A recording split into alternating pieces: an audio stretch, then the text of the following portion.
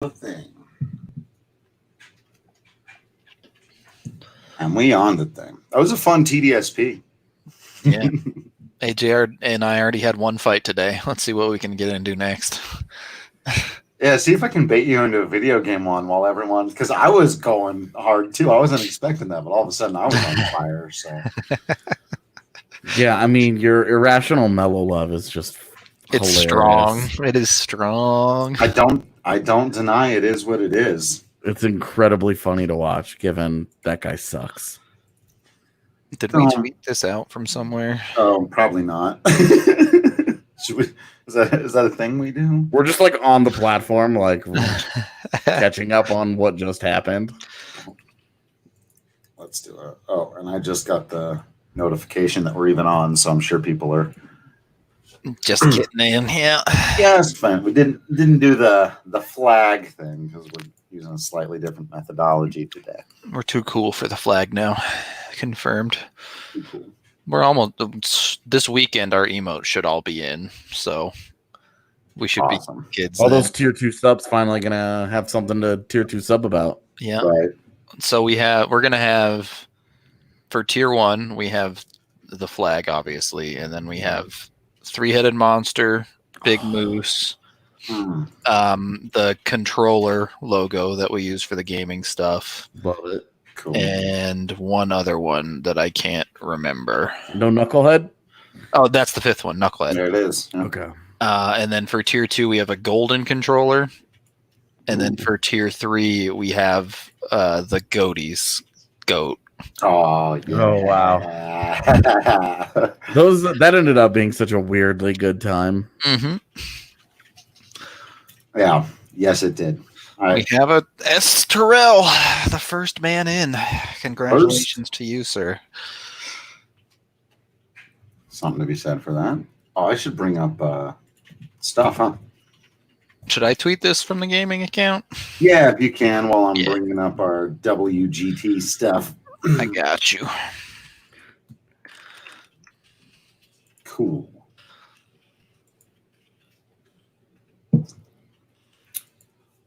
Should do our Mount Rushmore of video games. How about that? That's way harder than any of that sports stuff. That's real business. That's way too hard. Yeah, you can't like divide it by sport with video games. You divide it by genre. You could, I guess. You would have so many Mount Rushmores. Yeah, I was gonna say so many of them. The genres, right? You'd have to do like broad genres, like RPG or like FPS. Yeah, sports titles. Yeah. I think honestly, I don't think there would be too much blood because I think it would be like we all have such diverse gaming backgrounds that I think our Mount Rushmores would just be so There'd different. be a little bit more respect where it's just like, okay, that's what you did growing up. Yeah, like that's awesome. Okay, cool. Like that's where you wanted to go with it. Badass. Instead of it being like, I think the hardest one would be if we tried to do like a Mount Rushmore, the top 4 franchises in video game history. We're putting 4 franchises up on the Mount Rushmore. I mean, I think that could would it be that hard? Maybe. I don't know. Do we want to talk about this on the podcast? Why don't we? I mean, honestly, okay. We're in the room now, right? Yeah, like we're already. I'm thinking about it now. We could just what we were going to talk about today. We could just as easily talk about next week. It's still going to be true. Yeah. I still won't have Harry Potter to play.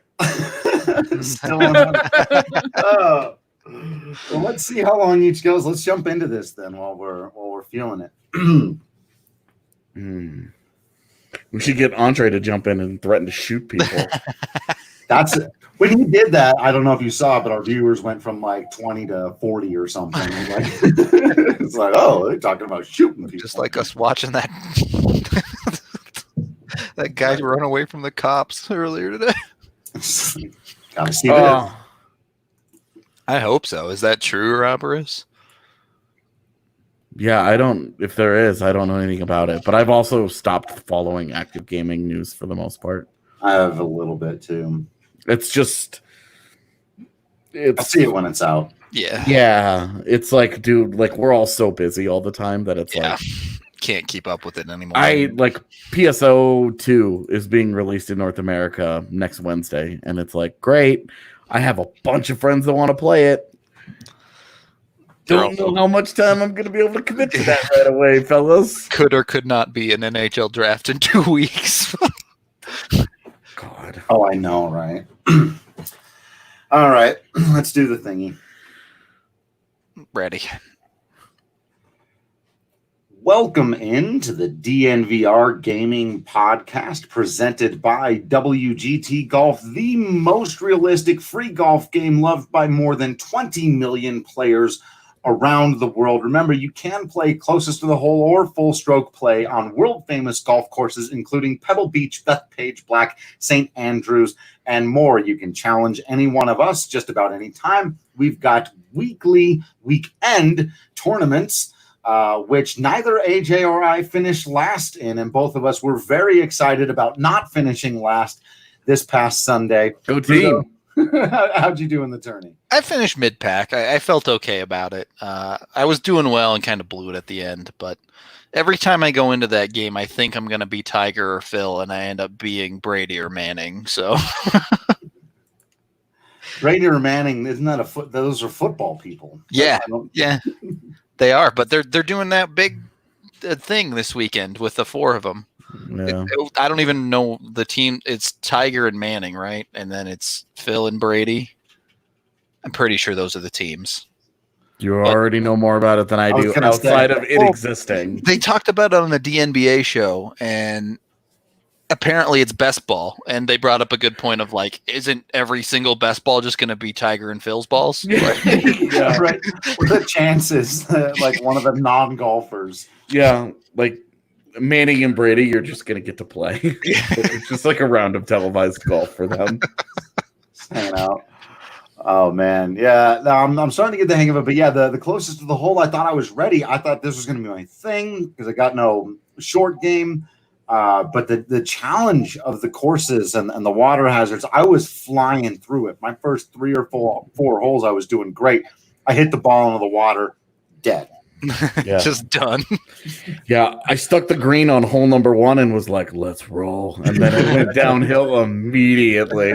By the 3rd hole, I was already like 40 or so yards short of the leader and was like, oh, boy. This sucks. Yeah. Meanwhile, Patrick Lyons out there just doing stuff. Yeah, he's a beast. He's so good at the weirdest stuff. Dude, I know. And that he's good at a video game particularly bothers me, actually. Because he's not a gamer. Yeah. He's just, but, you know. But that's the great thing about games like WGT and mobile games, man, is that even if you're not a gamer, they are fun and they are easy to get into and they do appeal to you. Exactly. A lot of people, not I or anyone on this podcast, apparently have a knack for those type of games too. So we'll keep trying to get better. We'll see you out there on the courses next weekend. Remember to challenge any one of us. If you want a real challenge, challenge Patrick Lyons. If you want one you can win, go after me or AJ. Find us on the Discord in the lounge or just in the country club. Join the country club, the DNVR country club. Make sure you find us. So we've really got one. Well, we don't know, actually, if we have 1 or 2 big topics. Which one? Let's go with what we were talking about because it's been sort of the thing of the day, which is Mount Rushmores. We've talked about it in each individual sport. We just did the Denver Sports Podcast where we talked about it across all the sports, but this gets to be completely separate from that and a conversation that probably none of us have had already on a podcast before in some measure, and that is thinking about Mount Rushmores for video games. Before we came on, we were saying there's a lot of different ways you could look at this. You could try to do like a Mount Rushmore for each individual genre, which I feel like would be far more democratic and create for much less. You'd end up with more people on Mount Rushmores than presidents at that point. It'd be. I mean, you could get how broad a genre. I mean, you could get pretty right if you just did like RPG, action, fighting, racing. You're already up to 16. Yeah. There's that's a lot. That's a lot. But the question I was posing right before we came on that made us decide to talk about it was, could we come up with a Mount Rushmore in terms of video game franchises in the history of the industry, the 4 best and or most important franchises in the history of gaming? I think there's maybe one or two. One I can think of that's a slam dunk. There's one super ultra mega lock, right? I honestly had 3 come to mind immediately, and it's the 4th one where I've really struggled. You're also a huge Nintendo guy, and I'm going to guess that all 3 of them are Nintendo? No. Okay. Not necessarily. Okay. Well, I have two in mind that I think are Nintendo properties that honestly just have to be there. Well, and I have Mario and Legend of Zelda. Yeah. I would have both as well. Yeah, and then the 3rd one that I had was Final Fantasy. Yeah. I think all of those are fair. If you don't put Mario on, you're just wrong. I mean, there's no right. You can't. Gaming wouldn't exist. Yeah. Were it not for the success of Mario, and I mean, you even look across and look at platformers and like the advent of 3D games, and Mario has among the best iterations of all of them. Yeah. Yep. Yeah, I think Mario is the easiest slam dunk here. You just can't tell the story of video games without telling the story of Mario and that whole situation. Ouroboros coming in with Zelda, Final Fantasy, Mario, and Pokemon is an interesting addition to the conversation. I don't think it makes it there for me if you're going on pure sales and stuff. There's certainly an argument to be made that it's. I guess that's the other question: is how do you base the best of all time? You know, are we basing it on sales numbers? Are we basing it on impact? Are we basing it on just the raw ceiling in terms of how great some of the games actually were? A little bit of everything, maybe. Yeah. You know, and then kind of the same way that we do with athletes: longevity, peak, impact. Did they win championships? They win the Game of the Year awards or whatever, I guess. I mean, I don't know. Or even like, how are you viewed historically, I guess, is there a general consensus about your greatness. So, yeah, I guess I'm not totally surprised that I don't have to, make the argument for my franchise in there that you both had it. No, I mean, RPGs, like the way that we play RPGs. It revolutionized it, basically. Like Final Fantasy was at the forefront of it for 2 decades. Yeah, right. Like it may not be. You may not be like if they announce Final Fantasy 16 now. That would be nice. Tomorrow. Yeah, like the gaming world wouldn't be like woo woo woo woo. Like it wouldn't go crazy. Its fans would be excited, and then there would be a lot of people like myself who haven't played Final Fantasy for years now, who would be like, cool, like maybe I'll check it out, we'll see. But like its legacy is in that there were I would say there were 10 games that were just among the very best of an entire genre, where it consistently redefined and mastered what that genre was. And RPGs are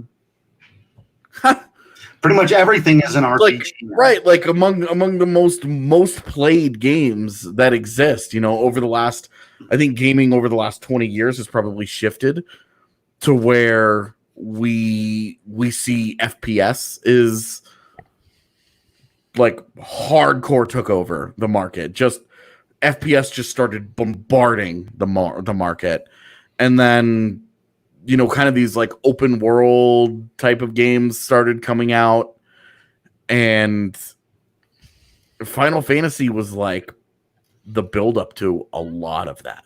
Yep. Yeah, I mean, obviously, I'm there for it. I think it's interesting because I said the thing about, you can't tell the history of video games without telling the story of Mario. Yeah. I've seen a number of video game documentaries that do exactly that without ever mentioning Final Fantasy. I think it's kind of interesting. Some of the stuff that they will talk about are some other franchises that I think belong in the conversation. Halo gets brought up, of course. Call of Duty is going to come up, of course. I wondered where Halo would come into this. Doom in the early days, certainly. Doom just doesn't make it there for me. As a full franchise, I can't put it there, but Halo is very, very, very interesting in this one. Well, I think I have Halo right there with Pokemon, where it's like I have Halo on it over Pokemon, legitimately. If we have like a second wave of like a second Mount Rushmore, you might be able to talk me into Halo. I would certainly have Pokemon on there. Because the thing with Pokemon for me is that it transcended gaming. Mm-hmm. It became such a cultural icon. I mean, it had a long-running TV show. We had multiple Pokemon movies. These are almost retractors to me of its gaming status. And just like we're talking gaming franchises as the Mount Rushmore, and the Pokemon franchise went beyond just games and became like part of a cultural zeitgeist. You look at Mario, and Mario kind of did the same thing. Not in the same way, definitely. Just because the way that like you can't collect Mario, collecting stuff was sort of the point of Pokemon. Pokemon is just so unique in that regard. It's not a platformer. It doesn't really feel like an RPG, even though that's really what it is. It has that collection aspect of it, and there's nothing quite. I mean, there was Digimon back in the day, but you're wrong if you like Digimon better. So, correct. But I think that's a feather in its cap, is that it is unique. It does stand alone, and that it hasn't had to greatly innovate. As much as everybody loved Pokemon Snap, it hasn't had to greatly innovate its basic formula over the years in order to continue to be at the top. That's true. And there really hasn't been. And when you talk about it against Halo, that's where I think it smokes Halo, because Halo obviously had a massive cultural impact, but its biggest impact on gaming. Its biggest impact on gaming was that it brought PC shooters. It brought PC shooters to the consoles, and then it brought the multiplayer experience that FPS had on PC forever. Halo single-handedly created the console wars, basically. Right. Like Halo, I think is interesting because Master Chief Collection is slowly being released on PC, so I've been replaying those games. And let me tell you guys, like Halo 1's bad. Like its campaign is like the story is the campaign is like the story is fine. It's interesting. Yeah. I enjoyed it.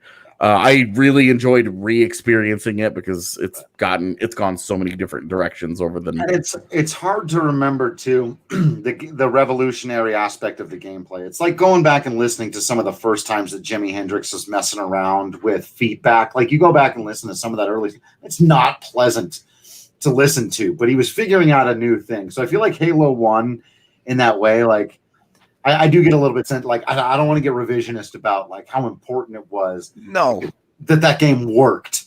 I've looked into this a lot with Halo. Actually, I didn't mean to cut you off. I apologize. No, am I wrong? No, go ahead. No, you're exactly on the right track. Except for they did multiple things very right in Halo. The two specific ones. Number one, they were one of the very first games to introduce regenerating health. Now, in Halo, it was a shield, and you had health beyond that. I'm not saying it's a good thing, but the entire FPS genre followed suit with that going forward. That's because FPS players are fucking bad. I agree. I'm 100% with you, and I much preferred permanent health, but they set a standard in the medium, which is the type of thing I look at when you're putting something on a Mount Rushmore. And they had that, and then the other thing that they developed, they called it Kung Fu, which is AI coding for their opponents where they could put 1 billion opponents on the map and code the programming to where only a couple of them would attack you at a time. So it felt like you were fighting an army, but you wouldn't get overwhelmed. So from a technical standpoint in innovation in the FPS genre, I think they stand apart by a significant margin.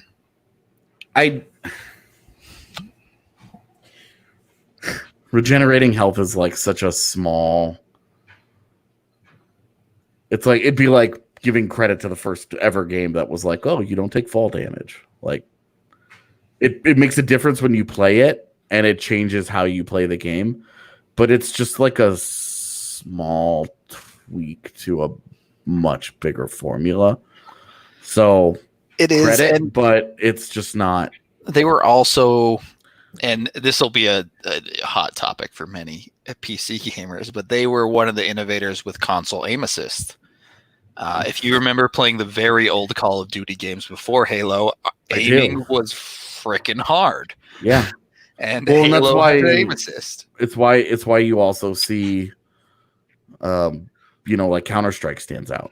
Yep, because right? that game is all about aim. Right, like you have to legitimately just be good. Yep. And so what you're giving credit for Halo is making life easier on gamers. Absolutely, yeah. It created an atmosphere of mass casual gameplay of the FPS genre. Well, and then where I think it really the multiplayer is really where it just, Halo 2's multiplayer is maybe the greatest multiplayer game of all time. It's iconic in its own way because it just, like you said, it brought it to the masses. Everybody had a console, everybody had an Xbox, right? Mm-hmm. And anybody who didn't went and got one so that they could play Halo 2 because every single one of their friends was doing it. I went and borrowed my friend's Xbox because I was talking trash about first-person shooters because I was an RPG guy. He was like, oh, you don't like first-person shooters? Play this. I will lend you my Xbox for 2 months. Play this game. I became a huge Halo fan. Yep. Massive. Yeah, and that's literally what that game did. And that's where Halo, that's where you make the argument of Halo of its cultural impact. Yeah, was that it changed how multiplayer games and matchmaking, and it totally revolutionized that aspect of console gaming. It made online gaming with your friends the thing that you had to do, because after that, before that, co-op gaming, playing online with your friends, it was tough. Like you had to, it was hard to find those types of experiences. And after that, you go on to Co-Optimus right now, which is just a website dedicated to co-op games that you can play, and there's just endless games. Automatic matchmaking was legitimately mind-blowing at the time. And the ranked way that they did it, where you had a level and it put you with those people, and it meant that you were playing competitive games more often than not.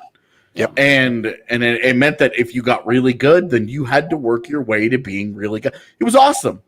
Yeah. It was awesome, man. And I'll throw one more thing. I don't think that the Halo franchise gets enough credit for popularizing quality storytelling in shooter games. Before Halo, it was pretty much, there were a handful, but you could say the genre mostly didn't care about telling you a story. Here's your gun. Those are the bad guys. Go kill them. And that was, there may have been exceptions to the rule. I think I would disagree with that. Really? What are the first person shooters? Well, I think that it's just kind of it's just sort of depended on the franchise, and I'd have to go back and look at exact timelines because I'm not 100% sure when things were coming out. But like Rudo had mentioned earlier, like the early Call of Duty games, those all had really in-depth campaigns.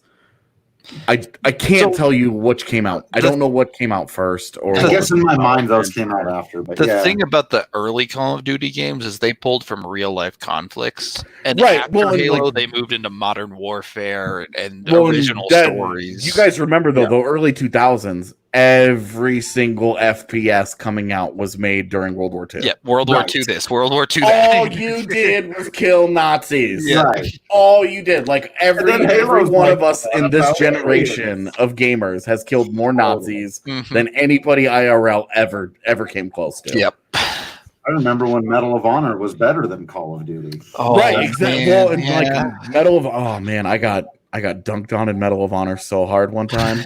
Sure. I went to snipe one of my friends, and I opened up the scope just in time to see the rocket come right at me, and it blew me, and it became like the iconic Medal of Honor moment in my life. It was until I got really good at Halo and could stomp all those nerds. That was like our FPS story. But anyway, that's kind of what I mean though. Like, yeah, they might have pulled from real events, but I don't know that it was. I don't know how much credit to give Halo in that regard. In the taking the storytelling, that would be something I would want to go back and look deeper at. But yeah, I'm not sure about that. I can't say in terms of the timeline. I guess all I can say is in terms of the quality of telling a story, a really good one, not just like a. Well, it had a great story. It had good gunplay, and it had amazing soundtrack. Was a great story. I don't know. I literally don't know any other Halo, and I'm going to leave Things went off the rails after the original trilogy, but yeah, that's what I've heard. Even 3 was kind of. I liked 3. 3 was like we need to make an entire video game because we cut too short, but yeah. Well, and then like to finish the fight and like it really set up for incredibly easy marketing where I think they were told to do that. I think because at that point they were fully integrated with Microsoft and And of I course, love the end of 2 though. I love the I didn't mind the cliffhanger at all. Style end of it, just like okay. So it looks like we've got sort of. I think right now Halo and Pokemon are our best arguments made for that 4th spot, but there are a few others. I tried to get as a reference here. I just Googled something and I brought up a list from Maxim, and now I'm personally offended, and I'm not sure how I'm going to finish out my day. I should never have looked at this. I don't even know if I should share it with you so that you can be as angry as I am, or what to do here. But it did illuminate a couple of other interesting questions I want to have. Is Smash Bros. A different franchise from Mario altogether, and how do we feel about that? Yeah, it definitely is for sure. It's its own franchise for sure, but I don't. It's not making the Mount Rushmore for me. Yeah, it's not for me either. Because you can go to the fighting game community and ask what their favorite fighter is, and you'll get a million different answers. Yeah, right. And I think that. I maybe not even favorite fighter, but like best fighter. I think that is telling. Like that Smash Bros. May not even be in the top 5 of the fighting Mount Rushmore. Might not even exactly. Make it. Like yeah. Now, I think if you made a fighting game Mount Rushmore, it would have to be on there because it's just been too important culturally. It has to be. There's also there is like a cultural like battle there where there are certain fighting game fans, back to our what genres or what, who just despise that Smash Bros. Even is counted as a fighting game. I've had people before because I love Smash Bros, but I also love Street Fighter and Mortal Kombat and shit. Yeah, like same. Well, I love the Injustice games. Sure, yeah, those are fun. So fun, man. Yeah, it's never Tekken. No one ever likes Tekken. Tekken. I mean, I like Tekken Tag Tournament. Might have been my favorite fighter of all time. Actually, the original Tekken Tag back before tagging in and out was normal. Like there's like Marvel versus Capcom. Like that's a totally different style. Yeah. And Blaze Blue, totally different style. What? The Dragon, the Dragon Ball Z fighter that came out. I really like the DBZ ones actually. The Dead or Alive series from way back in the day when it was all about when it wasn't volleyball. Yeah, Virtual Fighter, baby. Yeah, Virtual Fighter, Tekken. Like there are a lot of great fighting franchises. Yeah, and that's kind of my point with why I would not have Smash Bros on my Mount Rushmore of gaming. Yeah. Right. One franchise that I think I would say probably won't make it because they stopped making games. But I do want to at least mention here is Half-Life.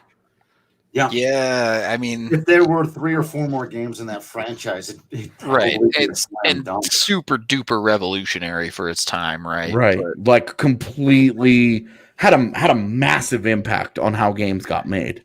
Yep. And the storytelling was incredible. Even for its time, It was out of this world. Even you go back today and you play it, and you're like, wow, this is really good. Yep. Yeah. Like I thought you were going Mass Effect there. No. Mass Effect doesn't make the Mount Rushmore. No, Mass Effect had its impact. I honestly have Mass Effect and Halo kind of similar because they had their impacts. They helped change gaming in their own ways. They were wildly popular, but I don't think that they innovated enough to be on my Mount Rushmore. I don't think that they are. You talk about the greatest FPS of all times. I don't know that any of the Halos make it in a top 5 list because, like, Halo 2, we talk about the multiplayer. Halo 1, you talk about very specific things. But as all-together games, I don't think any of the Halo games make it in a top FPS. I do too, dude. Hey, come on. I know. Halo 2 is like. Yeah, but I don't have the breadth of knowledge in the genre to say. I love Halo 2. I think Halo 2 would make it. I think Halo 2 would make it. I would have a really hard time putting it on there because they had a dope matchmaking system. I think you're underrating the story a little bit, to be honest. The campaign is fun. Everybody played it. Everybody played through it. I'm working my way through it right now, so it's very fresh in my mind. But like the switching back and forth between Chief and the Arbiter was like that was a little weird. Yeah. So I love that. You know those questions when they say if you could go back and re-experience a game or a movie or whatever, a thing for the first time. One of the things I oftentimes think about was I don't know why it made such an impact on me when I first realized I was going to play as the Arbiter in Halo 2, when I realized I was going to assume the role of somebody who had been on the other side of the conflict the whole time, but it really hit me on a human level. And I really was predictable.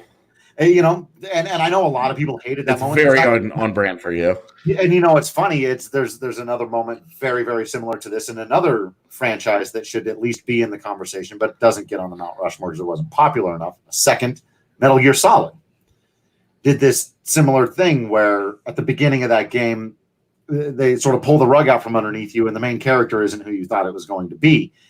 And both of those moments made a sort of profound impact on me in terms of expectations and shifting, putting you inside of another person's mind in order to tell a story from a different perspective that I thought was really powerful in both of those instances. So, man. See, I have one that probably deserves to make my Mount Rushmore that I know won't make Drew's and probably shouldn't make AJ's either. And that's World of Warcraft. That's actually where I had landed as my fourth one that I think does unlock. I truly believe that it deserves it. I mean, between the storytelling, between the way that it became the MMO, how many times how many WoW killers have been made? Every new MMO is the WoW killer. Right. There's no such thing as a WoW killer because it can't die. The only reason I'm apprehensive to put it on there is because of EverQuest, which was the OG MMO.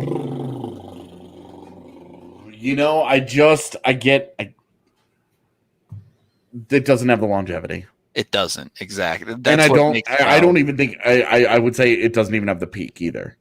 Right. I think it opened the MMO door. Right. EverQuest was the what's the word? It was the first in the genre, right? It created the genre and expanded the horizons, but WoW came in and made everything better. It had a 12 million subscriber base peak, there's to go back to my franchise, you can make all the arguments you want for Dragon Quest and Phantasy Star and even Dungeons and Dragons properties that all came first that my franchise stole from, but Final Fantasy is Final Fantasy and WoW is WoW. Yeah, and it as AJ said, right, it had the story of Warcraft 1, 2, and 3 beforehand, and it had the world building. What is the virtue or the validity in just saying Warcraft? Could you include... I think it all counts as one Universe. Universe. That's a good way to put it. Yeah. So I think that's a perfect number 4, honestly, Yeah. for the list. Really quickly, I just want to share in the absurdity. Maximat Super Mario Bros. Number 1 is, of course, you have to. Legend of Zelda number 2 as a franchise. Yeah. Okay. Super Smash Bros. Number 3. That's why I brought it up. They got Super Smash Bros. Number 3. They got Mario Kart number 4. So That's just Mario. Still. Yeah, so the thing with that is that if you wanted to break Mario into subgenres, we'd be here all day. Yeah. Like, Mario just needs to be Mario. And that's Their 5 and 6 are very real. I was going to say these next 2 we need to discuss, though, and that's Grand Theft Auto and Elder Scrolls. I was hoping to hear Resident Evil in there because I think that's an interesting conversation. Yeah, where is that? You know what? Can I just blow like the most irritating thing about this list? It doesn't have Final Fantasy anywhere in its top 25 or 30 or whatever it is, but it does have Kingdom Hearts, which is maybe the stupidest thing. I love Kingdom Hearts. I'm a defender of that objectively absurd franchise. But Maxim, what'd you do? Anyway, Grand Theft Auto, Elder Scrolls. Kingdom Hearts, I think, goes on the same conversation as a game like, or as a franchise like Devil May Cry. Yeah. Like really fun for what it is. Like modern day Ninja Gaidens too. Like really fun for what they are. They provide a really thorough experience in the world that they give you. It's unlike anything else, really, and they're a lot of fun. And they were worth making multiple iterations, but as like an all-time franchise, it's like it's fine. Yeah. You're not talking about Rushmore. You're just talking about, hey, like this was a franchise I enjoyed. Yeah. There are a couple. I want to get back to these 2, but I also want to make this point because we were doing the sports stuff earlier and talking about different eras and how some of these, they're still going on and how do they finish or whatever.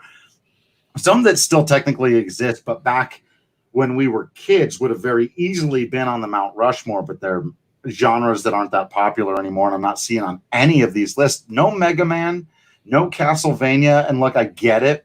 They're not on the Mount Rushmore or whatever. But there was a time when and Castlevania probably has a little bit more. Like Symphony of the Night was Mega Man. There you go. I'm saying so. It's kind of interesting. What do you do? Like, how do you weigh Mega Man versus say Red Dead Redemption? Red Dead Redemption's overrated.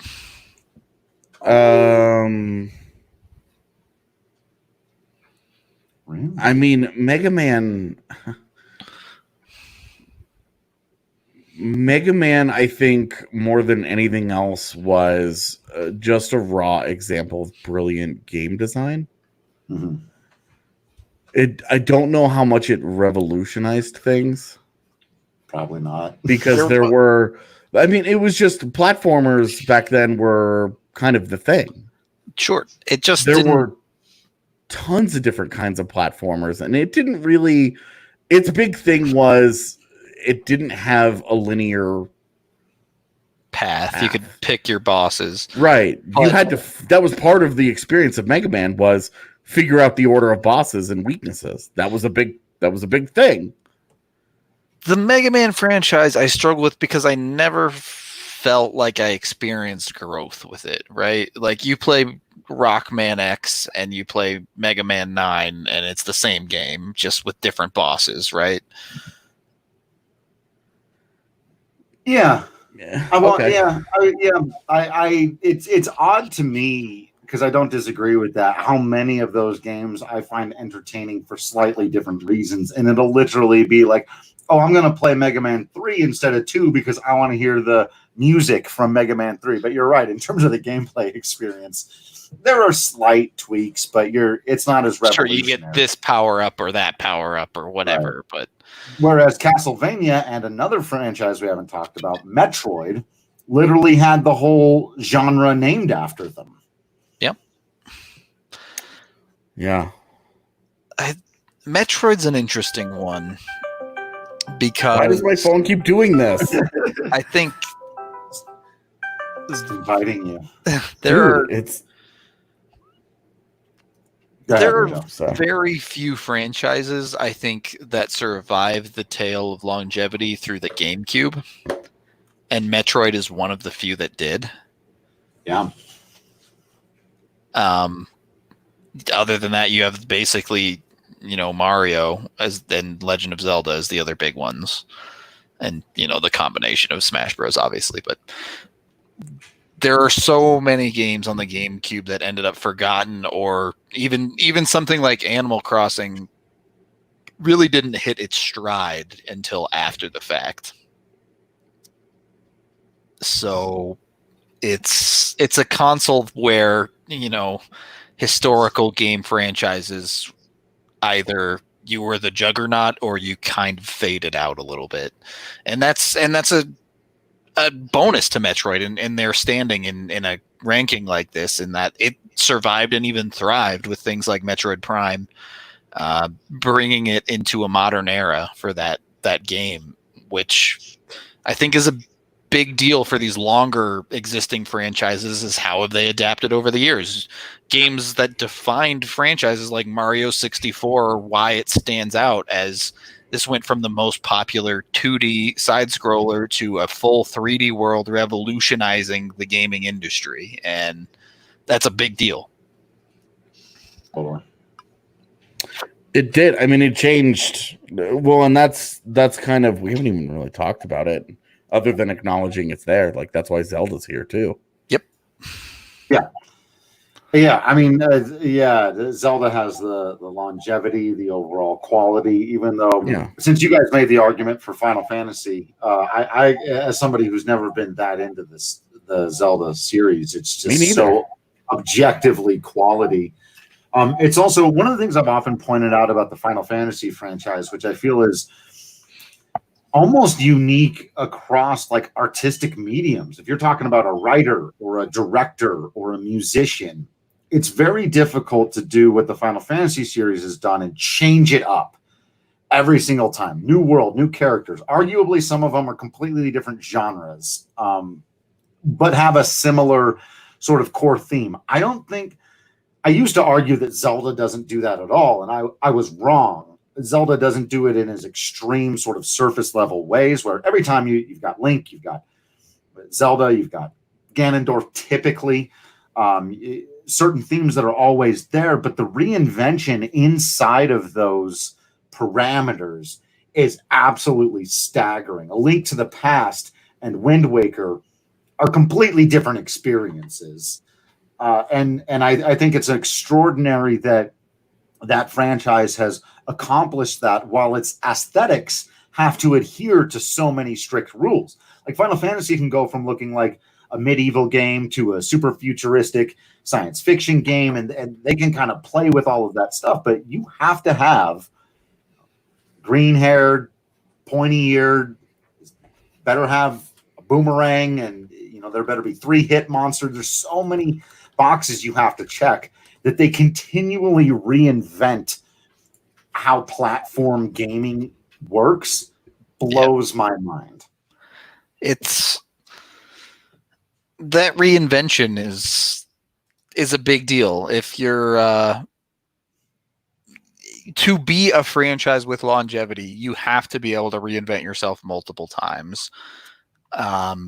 That's where Halo runs into some trouble. That's why Halo 1, 2, and 3 are considered some of the best games of all time. And then you get into the rest of Halo. And don't get me wrong, I understand people younger than me grew up with the Halo Reaches and love them and for their own reasons. But the story is just there isn't that same level of attachment. And Zelda, every single time they release a game, they have a story that sucks you in. They have a story where you want to know what happens next, even though at the end of the day, Link's going to kill Ganondorf and that's it. They still draw you in. And it's a special ability that Nintendo and a select few on the PlayStation side managed to pull off. Yeah, it's kind of amazing to me that Square, even through their merger with NX, and some people would totally disagree with that. I don't think they've done it to the same amount of success, but I don't think you can argue that they've stopped reinventing, that they keep trying new things. And I think they're finding their footing again. Ouroboros, I'm not sure any of us are honestly, with the way we think about gaming, going to put Tetris or Pong or any of those early innovators into a conversation like this.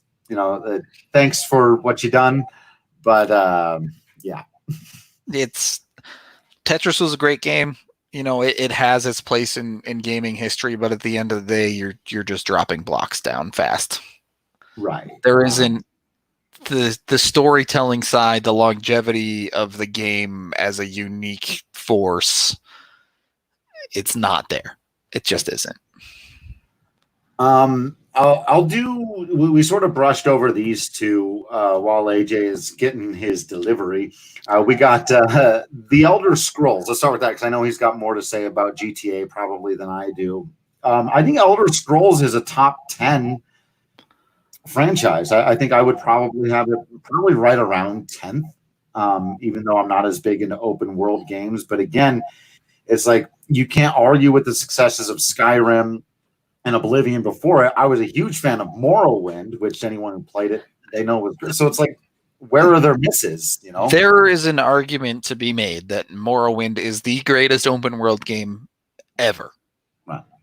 Just because, and people will agree with this, people will disagree with it in the sense that Morrowind felt like you were playing in a world. There was no waypoint to follow. There was no go do this quest to follow the main storyline. You just went out there. People told you stuff and you inferred what you wanted from it and you did what you thought you wanted to do.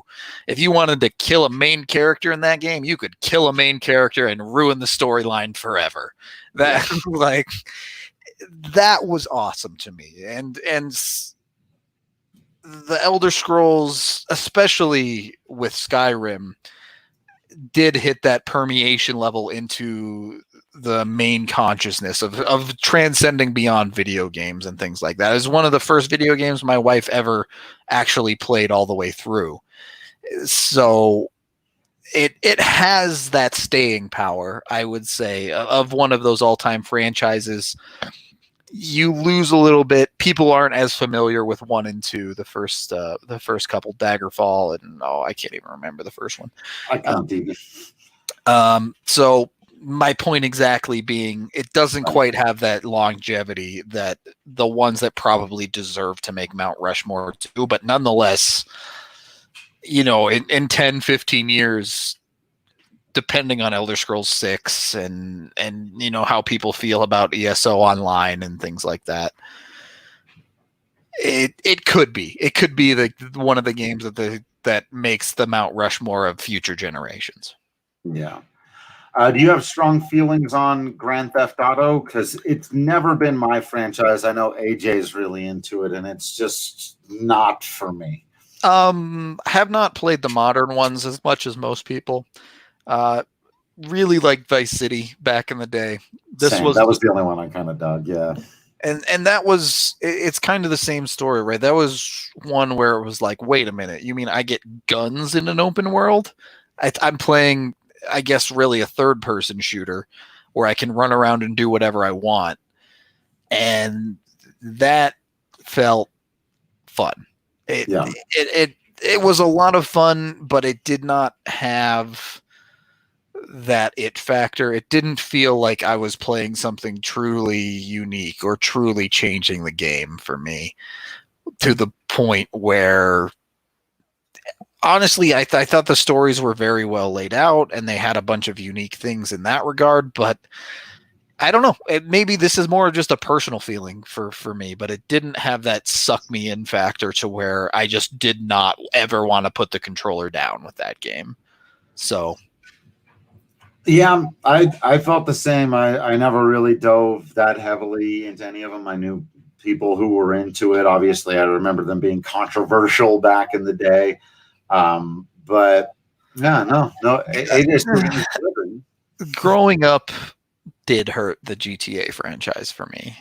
Yeah. And all the news that came out with 4 and 5, where there was talk about Rockstar actually paying news agencies to talk bad about the game to generate hype, and it actually creates more sales for them that way. And once you lift the curtain on that stuff, you kind of go, oh, it's just business. Yeah. Well, we can jump back into it when AJ gets back on if he wants to. I'm sure he'll have more to say. Yeah. I was going to say he can add to that and to this one because he had mentioned it before. As I'm just sort of running through this other list, Resident Evil probably belongs again near the top 10. All right, Resident Evil and GTA. AJ, hit us with it. Resident Evil, great for its genre. Yeah, its niche. When they had to come out of its own niche, like with 5, and became more of an action game. Yeah. That kind of, for me, that was all you needed to know about its staying power. Those kinds of games just weren't popular anymore, so it had to do something. Yep. Cool that it innovated. I loved 5. 6 was a huge piece of trash. Yeah. Horrible experience playing 6. And so many like little sub games in it as well, like Resident Evil 2X. Whatever. Like it's like Final Fantasy Tactics. Like, what the hell is this? Oh, that game's awesome. Yeah, I like Tactics too. But it's just like you're just like, what? It's like Chocobo Dungeon. Yeah, like where did this come from? GTA. Why doesn't that work though for a game like that? Whereas you have franchises like Mario, which could literally make whatever the hell type of game it wants, and it's gonna slam dunk. You mean like me sitting here being like, why isn't there a Mario hockey? Yeah, exactly. That's exactly Mario marble racing. Make it happen. Mario marble race. What they should just do with the marble racing is just put logos on each of the marbles with a Mario sticker or whatever. Oh, y'all don't know. All right, marbles on stream is a thing.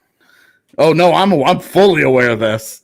I am fully aware. I don't know why we don't play that on the DNVR account on like Saturdays or something. I know we should. I'm down.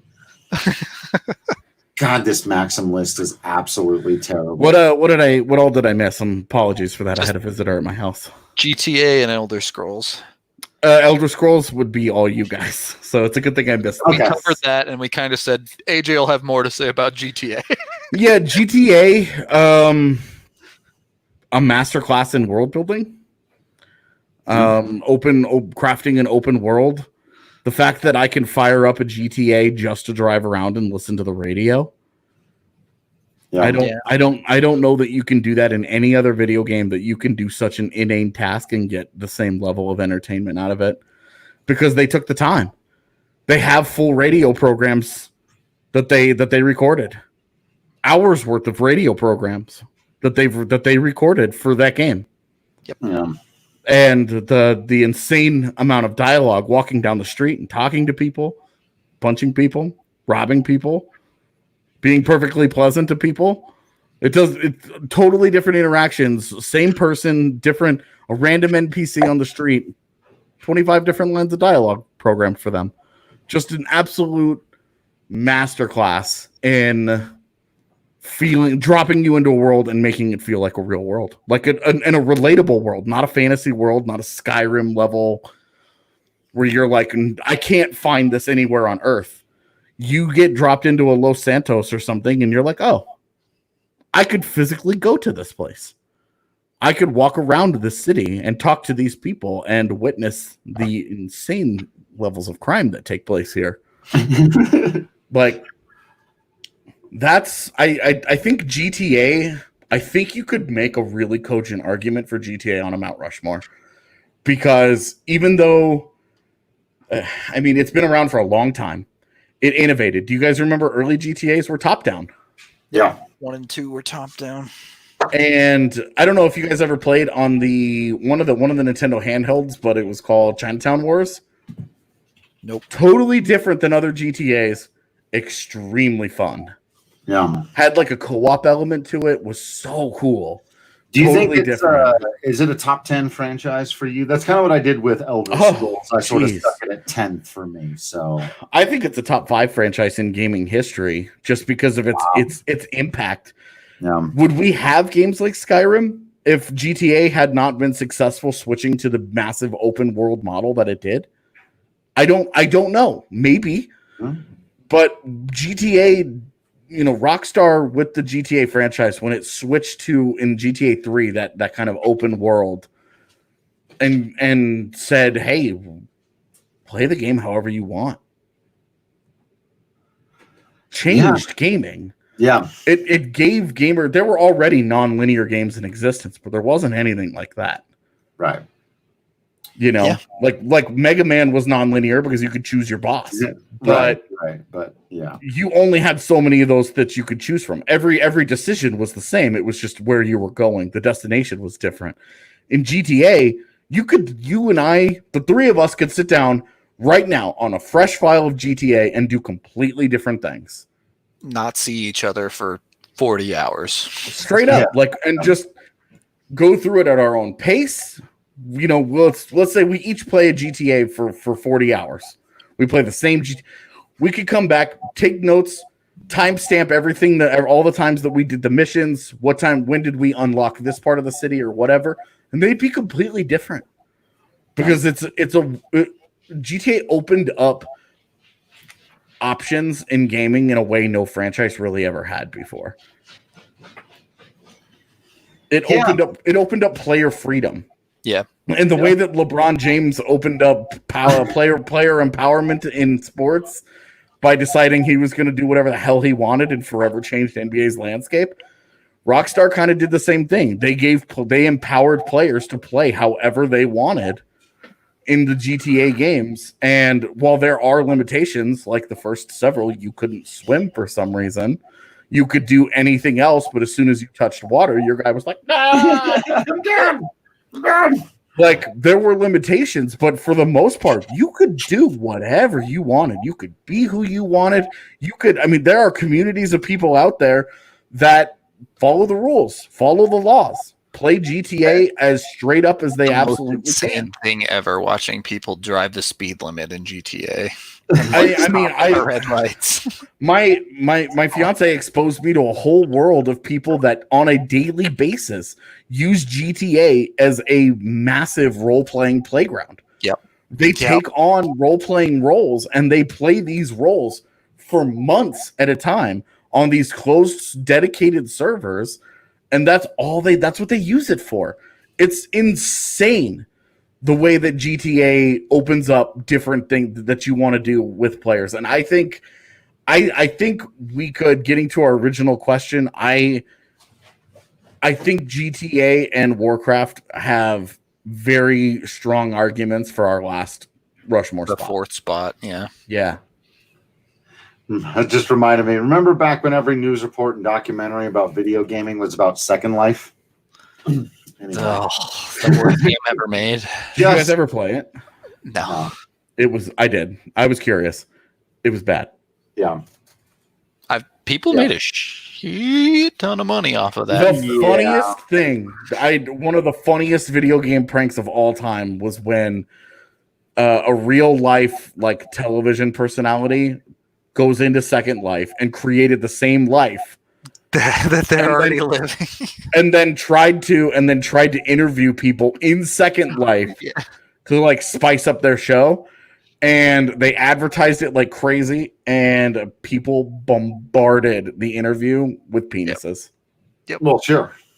And they had to shut the whole thing down, and it was insanely funny. Yeah. It may not have been Club Penguin level of funny, but it was insanely funny. We need more of meme games. Meme games. So let's do this real quick. Maybe we can't do this really quick. I was going to say, because I feel like we've got our Mount Rushmore, though we're sort of back and forth between a couple there in that fourth spot. But I wondered if we could just sort of solidify that top 10, though. Wanted to look through and make sure that there were none of these that we felt we needed to talk about. I'm going to go rapid order here. If you need me to stop, say stop. Diablo, Uncharted, Tetris, Pac-Man, Star Fox, BioShock, God of War. BioShock, just real quick, I actually thought about when we first started this topic. It's just the one game, though. I haven't played. I haven't played Infinite, so I don't have experience with that, and I don't. BioShock 2 didn't exist. At most, so it's the two games. At most, it's the two games. Go ahead. No, I'm changing the topic, so finish. Basically, BioShock was an incredible idea, incredible writing, incredible use of sound, incredible atmospheric gameplay. It just it didn't change anything. It was a great. I put BioShock in the same category that I put Shadow of the Colossus, an extremely satisfying experience. Yeah, that is unlike most any other gaming experience out there. Not an all-time great in kind of its own world. Right. Yeah. But not a top 10, not a GOAT. I would agree with that. Yeah. Not the franchise does not sit in those levels of history. Agreed. Where were you going, Rudo? So I was going to say none of these top 10 lists include esports. There are very real cases, probably not on Mount Rushmore, but in a top 10 to include games like StarCraft franchise, like you'd have a hard time with MOBAs, whether you want to pick League or Dota or Han or whatever. But God, Heroes of Newerth, man, that is a deep cut, my friend. Let me do a quick setup for you, and then I gotta run and grab something so the two of you can have this conversation while I come back. But here's where I think we are. I think we've got our top four. Let's just say WoW is there, whether it's WoW or GTA at 4 or 5. I think we've got a top 5. Yeah, 5 is there. Rudo and I both argued got it for Elder Scrolls in the top 10. I don't know that I'd put it at 6th, but I feel like it's in there. If that gives us 6 games, we've got 4 franchise spots open here to decide what we want to put in there. Have at it. Let's begin. A couple others that I don't think any of these are going to make it in there, but just from the list: Tomb Raider, Street Fighter, Assassin's Creed, and the rest of these we've all talked about. Mortal Kombat, Metal Gear, Sonic, just it doesn't have the staying power. So 4 franchises for our top 10. I think there's a really strong argument for Metal Gear Solid. Yeah, bro. I agree with that. Okay. You make the case because it's in my own personal top 5, but I don't know that it's had the gaming impact. It's not as popular, but it's mostly just that 5 was the last one, right? And 5 came out. I was dating my high school sweetheart when 5 came out. Right. So you're talking like this. It was a franchise that was outrageously popular. Yep. And then just stopped. Like disappeared, basically. Yeah. Well, they ended the story and they were like, okay, we're good. And they basically stopped after that. Like they were just like, okay, we found our endpoint and now we moved on. But I mean, in terms of its gameplay, like its characters, like there's a reason that Solid Snake was incredibly popular and one of the most requested additions to Smash Brothers until it happened. Yep. Like they went out and made that happen because he was so wanted. Yeah. Like I think that right there speaks to the popularity of it. That this wasn't Nintendo digging into its own catalog. They were listening to fans who said, "We want this dude in the game." Yep. And like those games on their own are amazing cinematic experiences, cutscenes, storytelling, character development. Being able to tell a story from different angles and like the gameplay, it was good. It was good for what it was. It's kind of I think of it kind of in the same terms of the Rainbow Six games. Really good long running franchise of a quality games. Just rock solid quality games all across its history, and there isn't a bad game. in the franchise's history. Right. When you have as many games as there were in that franchise, just because we haven't seen one in 15 years doesn't mean we should forget about that. Right. And how many franchises have overstayed their welcome, or TV shows or whatever have ggone well past? Right. Yeah. Well, knowing when to end it has value. Look at Tony Hawk Pro Skater as a great example of that. The first couple of games were incredible. That's why they're only remaking 1 and 2. Yeah. But then Activision sunk its hooks in there and decided it needed to make one every damn year. And it bled the market dry. We didn't care anymore. Oh, wow, another one's out already? It's, it was Call of Duty before Call of Duty existed. So there's value in understanding the quality of a franchise. And if somebody doesn't want to keep making it, don't keep making it. Well, and that's the thing, too, is like, why did it stop? Because Hideo Kojima decided it was over. And then they even still kind of finished one after the fact, which was fishy, but MGS5 was good.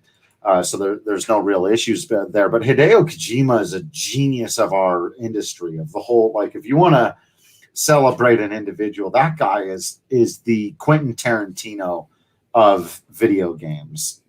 So I would put Metal Gear Solid in my top 10 easily. I was surprised to hear both of you say you would. So I think you could make a good argument for it being in the top 10.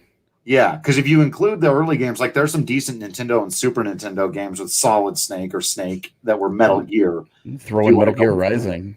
That game was cool. It was dope. It was stupid. It was so cool though. But like those games are crazy. Hideo Kojima has the mind of I don't know what. He's a madman. It's real. It's very real. All right. Yeah. I'm going to let you two hash out then the last 3. Start the conversation on the last 3 spots. I feel like we've got 7 franchises we feel pretty good about. I mean, I think if we're going to talking in the top 10, I mean, it's hard to keep a Resident Evil out, right?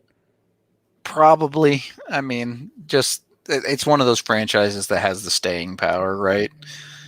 It's been around for so long, and it has so many iterations that keep being successful. Mm-hmm.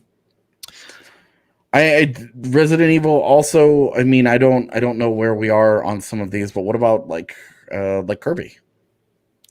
Kirby, I just don't think quite makes the top 10 for me. Okay, we don't have Metroid in here yet, and I think we should have Metroid in the top 10. Metroid is definitely one. Here's one. How about the Civilization franchise? P.S. Epic Games Launcher, the Epic Games Store is giving away Civ right 6 now. Yeah, so I need to get on that and get mine before I forget. Yeah, but I mean you're talking about a franchise that the ones that kind of transcend the gamer purview. You could get into a Civilization 6. You could get into The Sims, games that regular non-gamer people play. What? So Civ? What do you call Civ? A turn-based strategy? If we're going to put Civ into that box, then I don't think it can make it. Yeah. Just turn-based, not going to do it. Because then, I mean, if you think, I think if you turn like a turn-based strategy game like that, you would have to bring in the Fire Emblem series as well. Yeah, that's because fair. You remember, I mean, Fire Emblem there are 10, 12 of those games. Yeah. We can't hear you, Drew. In Japan, Fire Emblem would be on their Mount Rushmore. Yeah, well, and so would Dragon Warrior? Dragon Quest. It would be Final Dragon Fantasy, Quest, Dragon Warrior, Fire Emblem, and Pokemon. Let's start. Yeah. Yeah. But yeah. Civ is at least, I'm glad you brought it up. I'm glad that's a part of the conversation. I would say no, but I would say somewhere in the top 25 for sure. Yeah. I think that's fair. Okay, so we added Metroid, Drew. Metroid. So we've got 2 left. Halo? I still okay, Halo for sure. Yeah, Halo's in there, definitely. Yeah, I don't know where. It's 8, yeah. Halo, but so we're down to 1 spot. All right. Are we? Let me count. Mario, Zelda, Final Fantasy, World of Warcraft, GTA, Metal Gear Solid, Metroid, Halo. We've got 2 spots. Unless I missed one. Okay. 2 spots. I mean, the Elder Scrolls would be in mine, but I think as much as I don't like those games, for sure. I think it's fair to add those. Yeah, I think so that. one spot. Then. 1 spot left, and this is where I think I make the argument again for the Half-Lives. I can understand why you guys are going to say no, but it had a massive impact. The games, absolutely. The series and its lack of a Half-Life 3 and this is fair. Yeah, I'm with Trudeau there. Number 11 on Maxim's list is a franchise I don't think we've mentioned yet. I just was scrolling through for last second. What did we miss? Fallout? It's weird. I was just thinking about Fallout when you guys were talking about Elder Scrolls, and I feel the same way about Fallout as I do like Mass Effect. Not quite the like a very good franchise, a popular franchise, an all-time great. Yeah. Fallout. I would put Resident Evil ahead of Fallout for sure. Yeah. Fallout was better with Obsidian than Bethesda. So, Bethesda's terrible, so no surprise. But I think that look, if they can release a game that doesn't have game-breaking glitches in it, I will give them some credit, but from a technical standpoint, they're a horrific developer. But anyway, I think the 3 franchises that stick out to me that are not on this list so far, I've got Mega Man, Resident Evil, and Castlevania. I'll throw one out that is nowhere near AJ's list, I know for sure, but The Witcher. Man, those are... I gotta play more of those. Same. For me, similar to like God of War, Uncharted... Yep. All those types of franchises, 25 like, kind of thing, yeah. Tomb Raider, a really good couple of games. 10 years from now, how are we going to feel about that franchise if they don't ever make another one? Yeah, that's another thing for sports reporters. There have been no Madden, no 2K, no the show, and I don't think they belong in the conversation. No, just definitely funny. not. Very, just super different. We could have a sports only list because sports games are they have a completely different goal. Right.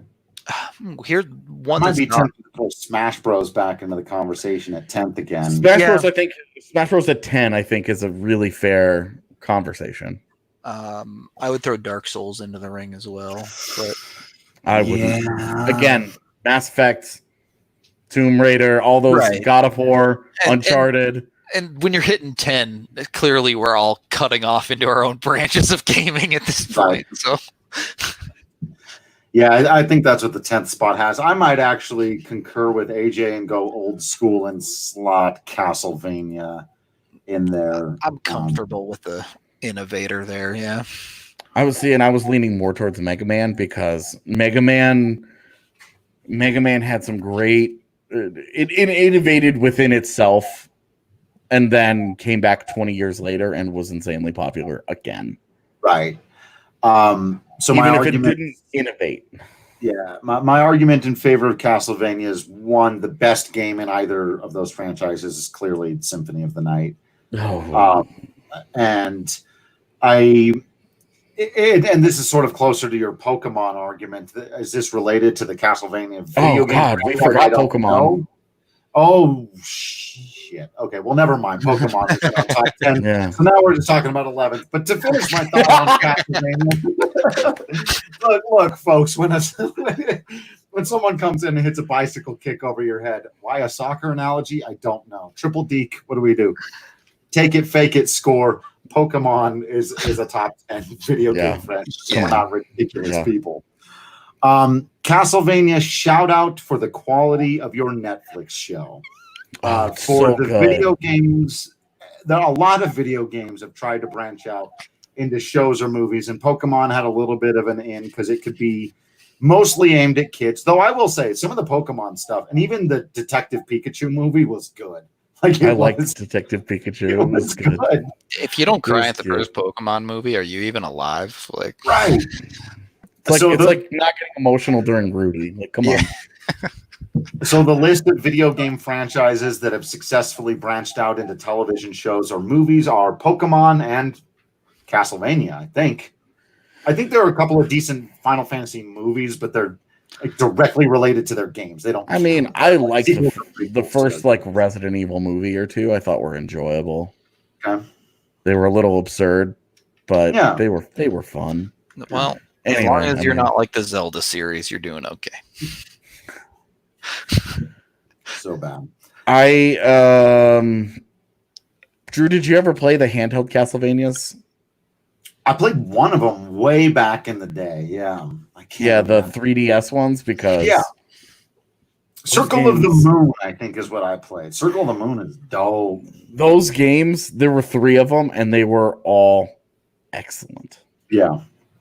Yeah, the Castlevania franchise, I love. There's a new game that's not called Castlevania, but it's very clearly just a gigantic ripoff of Castlevania on purpose. So its legacy lives on, even though, like Mega Man, it's like they're kind of all the same game in a way. It's amazing that they continue to find ways to innovate inside of that. But yeah, our top 10 got solidified. We got it there. We got Mario, Zelda, Final Fantasy, World of Warcraft, Grand Theft Auto, Elder Scrolls, Metroid, Halo, Pokemon, and Metal Gear Solid. Yeah. Or Metal Gear. Yeah, Metal Gear. Those are our top 10. With we did it. 15 other games all vying for 11, but That's where that 11 spot where it gets really interesting. And then trying to actually order those would be a whole other problem. The 6 to 10. Let's do it. Possible, yeah. Bust out the bracket maker. Let's go, baby. I can't believe Maxim didn't even have Final Fantasy on the list. Anyway, I think that's good for now. We'll have to jump into our other conversation. This was fun. This was a fun. We went from Mount Rushmore to a top 10. Yeah. Real fast. I was like, we got to. We just have to. Well, it was like Mount Rushmore's got 4 spots on it. We got 3 of them right off the top, and with no argument whatsoever. Right. And then it was a 6-way battle for that 4th spot. And you any of Pokemon, Halo, Metroid, Metal Gear, any of them you could put and slot in onto that Mount Rushmore, I think. Yep. Cool. Well, thanks everyone for hanging out for all of that. In the future, we will have more conversations about video game movies and video games that never even existed and all kinds of other stuff. So hit us up and let us know what you want to hear, what you want us to talk about. Give us your own Mount Rushmore of video games. You can hit us up on DNVR_gaming on Twitter. Make sure you're following the Twitch account. Make sure that you subscribe and resubscribe if it's expired, by the way, using your free Amazon Prime if you've got that. If not, just check out subscribing. It's always good. We've had a lot of stuff on that Twitch channel over the last several days. It's been a whole lot of fun doing these. Check us next week for the video game podcast, usually on Thursday afternoons.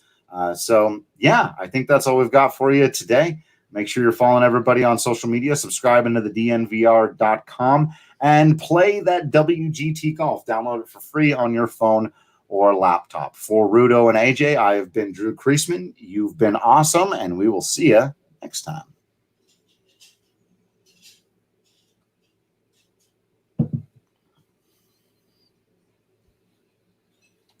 Oh, it's not. Oh, I got to click both buttons. So gotta end the